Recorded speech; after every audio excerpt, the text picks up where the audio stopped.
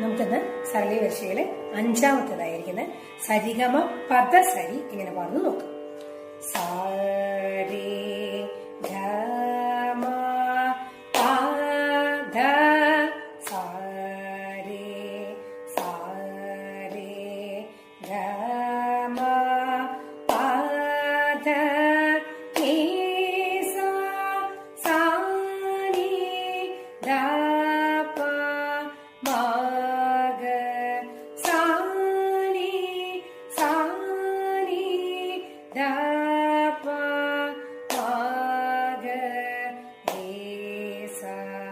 സാരി ഗമ